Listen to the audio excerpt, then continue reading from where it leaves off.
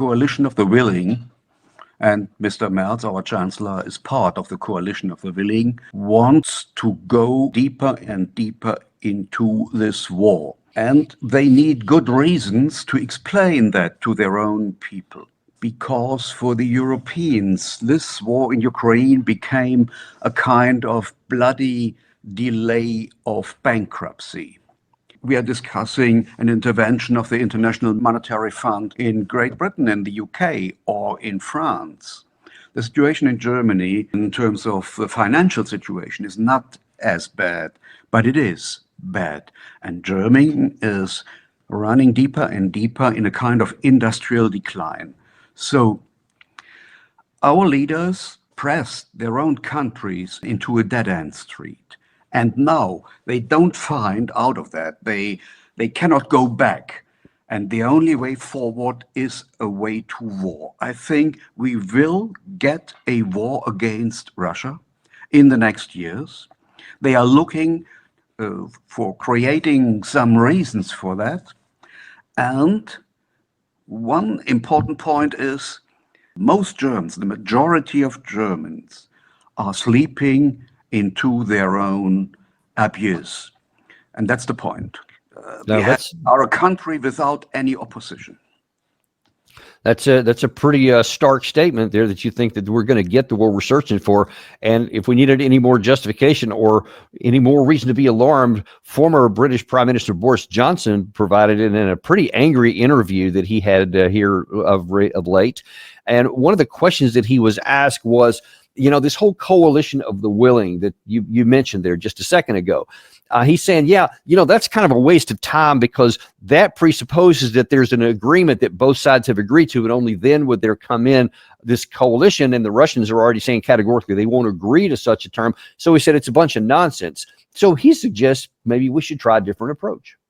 You need something that's going to flip a switch in the Kremlin's brain and make them realize that fundamentally, strategically, this is over. Ukraine is an independent country, and although they may be impossible, it may be impossible to get Putin out of the bits he currently occupies, the cost of trying to get the rest is going to be too great, and it's pointless, because the West has asserted its commitment. And the way for the West to assert its commitment would be to say, well, the coalition of the willing will start to arrive. And they won't. Of course, they're not going to fight the war.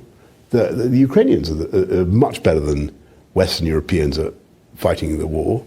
They're not going to go into harm's way. They're going to stick. They're going to do logistics. They're going to do training. They're going to do whatever to backfilling is useful.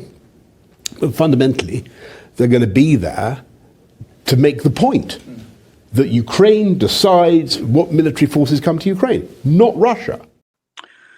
Well, this statement of Boris Johnson shows that Western elites lost the ground of reality completely, because the reality on the front line is completely different to that. Russian troops, the Russian army is getting forward and forward, and they are getting stronger and stronger. They have at least 700,000 Russian soldiers on the ground in Ukraine.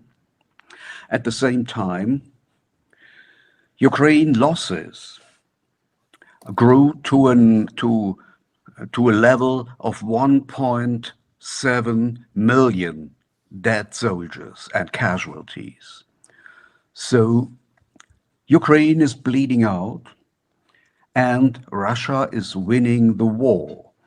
And the only way to peace is to meet the Russian demands. That means a neutral Ukraine, a regime change to a Russian-friendly government in Kiev, and security for the Russian-speaking people in Ukraine, rights for minorities.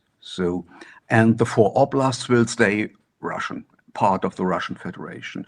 And the chief negotiator at the last talks in Istanbul between the Russian side and the Ukraine side, Medvedev, told the Ukraine partners, next time we don't talk about 4 oblasts, we will talk about 8 oblasts.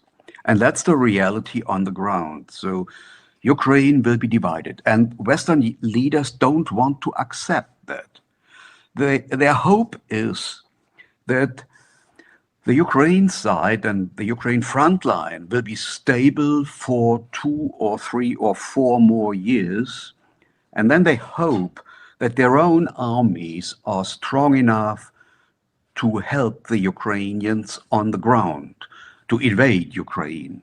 And this would lead into a direct confrontation. And the first step of this direct confrontation would be peace troops of NATO countries into Ukraine. This is something the new president of the UN as a General Assembly, Annalena Baerbock, voted for, to bring, by a votum of the United Nations, new peace troops, Western peace troops into Ukraine. And from the Russian side, this is unacceptable and would lead in a direct confrontation and a full-scale war in Europe. Well, that's not an encouraging thing, but again, we have to say that the evidence seems to move in that direction. And in fact, I told you that Boris Johnson was pretty close to delusional there. Well, I think he went the rest of the way when he was asked by the reporter, well, yeah, but what about the Russian response? Because Russia has said categorically, no, if any Western troops come into Ukraine without our authorization, they're fair game and we will attack them militarily. They are absolutely, unequivocally on record, directly saying that. And yet, here's Boris Johnson's answer. Well, who's put foreign troops on Ukrainian soil? There's only one country that's put foreign troops on Ukrainian soil, and that's Russia. They don't want foreign troops on Ukrainian soil. I got a brilliant idea. They bog off.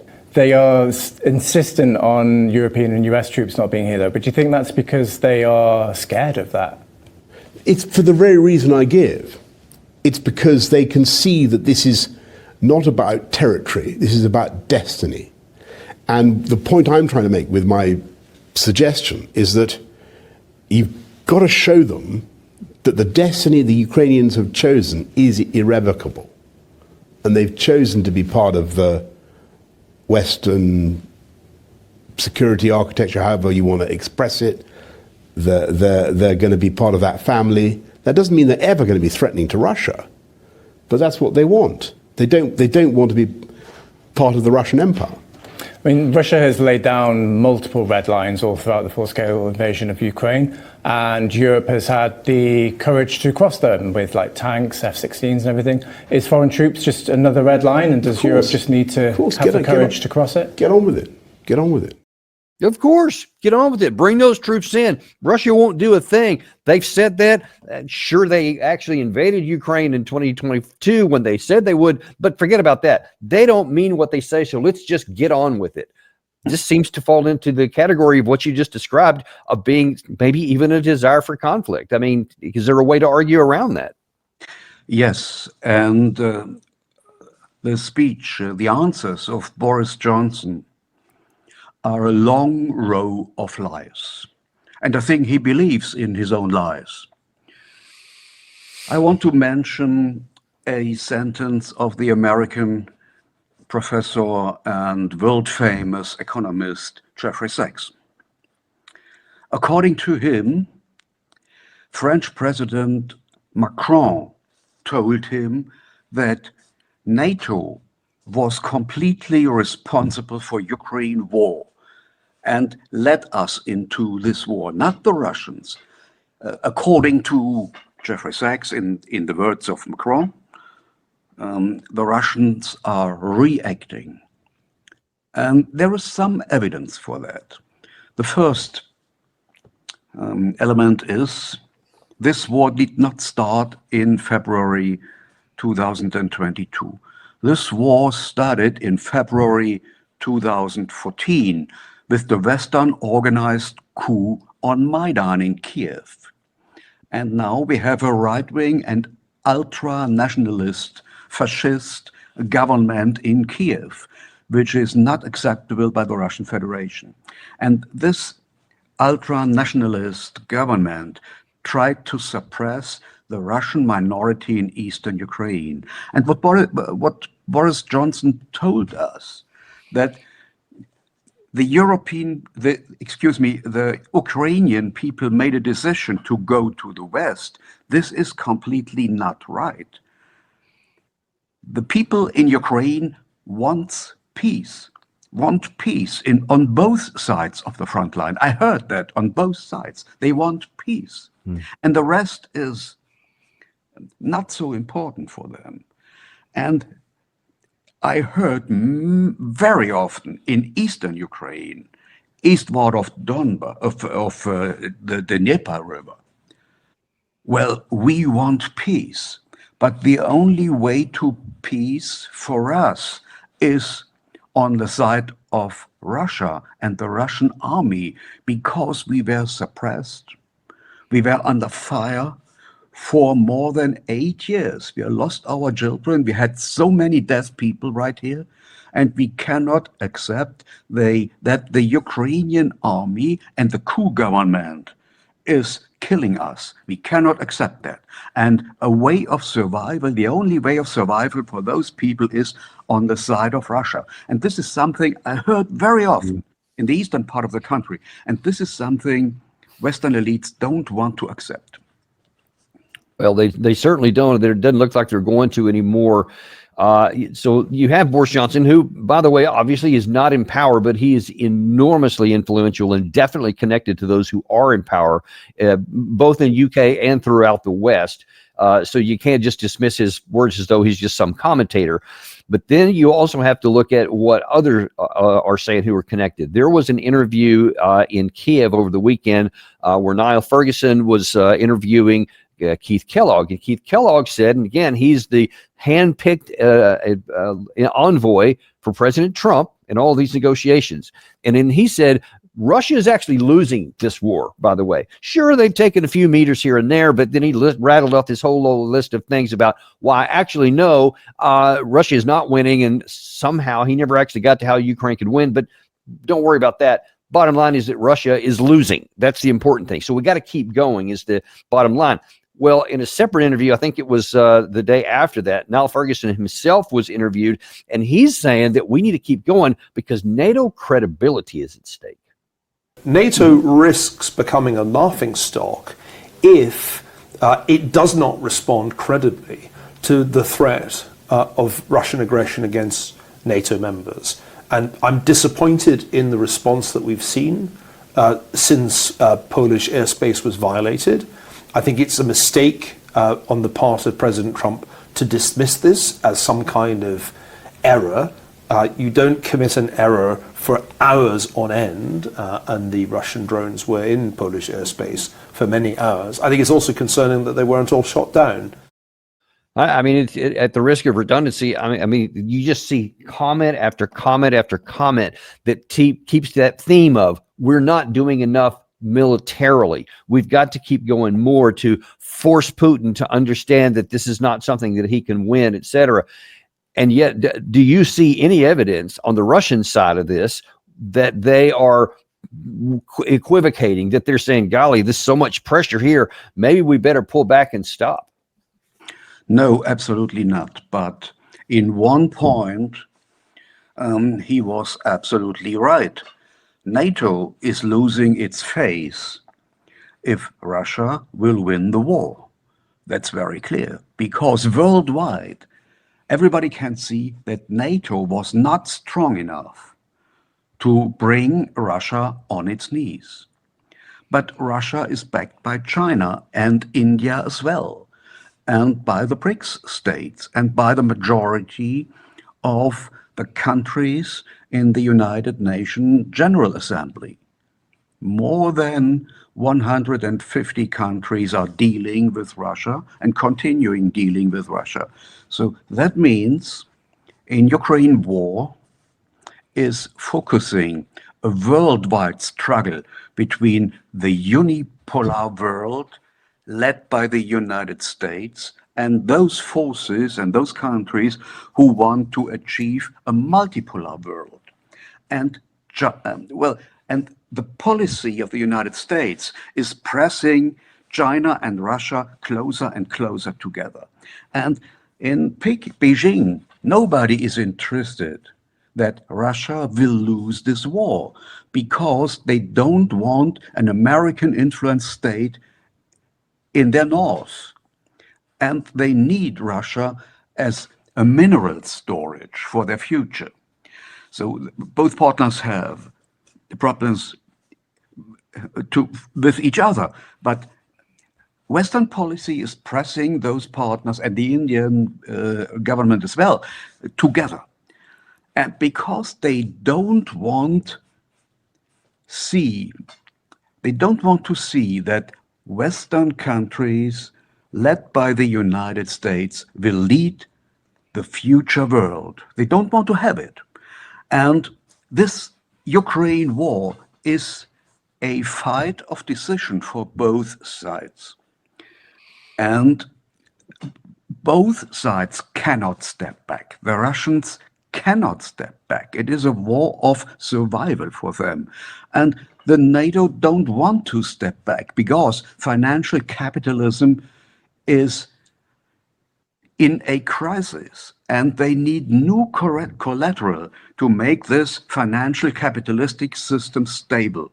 And this collateral are Ukraine minerals and possibly in the future Russian minerals. They want to kick open the door to the Russian minerals. They want access for cheap money. And that's the background of the whole conflict.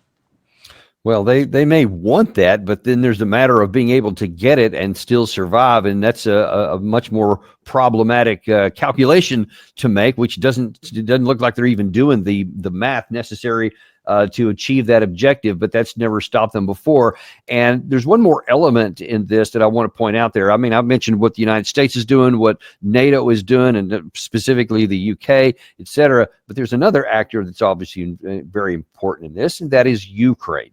Now, there was reports in the U.S. media today that President Zelensky is going to be meeting with President Trump very soon to really push the case that to release the likes of Lindsey Graham and Senator Blumenthal, get these bone-crushing sanctions on the books and these other sanctions, tariffs against the others who've been using Russian oil, et cetera.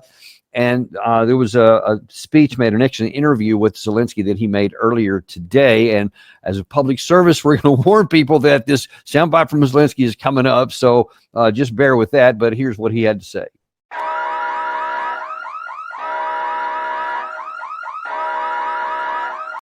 It's very important not to give Putin this space, because otherwise he won't feel that compelled that he has to stop the war. Because why? I mean, if he's fighting, if he's waging the war, and everyone is trying to stop him by arguing, by asking him, but instead, force should be used. He understands force. That's his language. That's the language he understands. He doesn't speak many languages, but that's the language of force he understands, just like Russian, you know, his mother tongue. And we ask very much our countries, European and US countries, to do that, to show that. Yes, they take steps, such as sanctions, for example, but more needs to be done.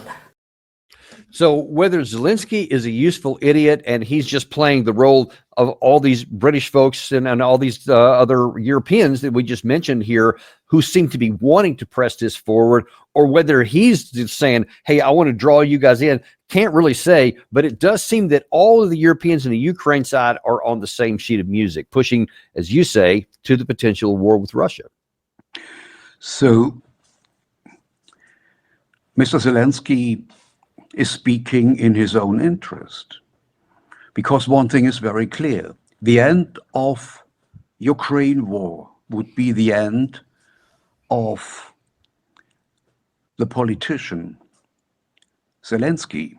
Probably his life would be at stake because he's surrounded by neo-fascists, by Ukrainian neo-fascists who are controlling the whole security apparatus.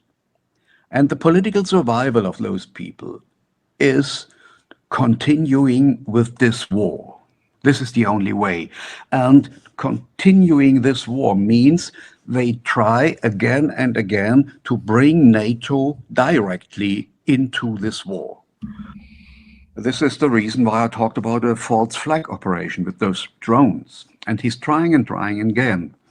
On the other hand, Mr. Trump started with the promise to his voters to stop this war in 24 hours. And now we see this was impossible.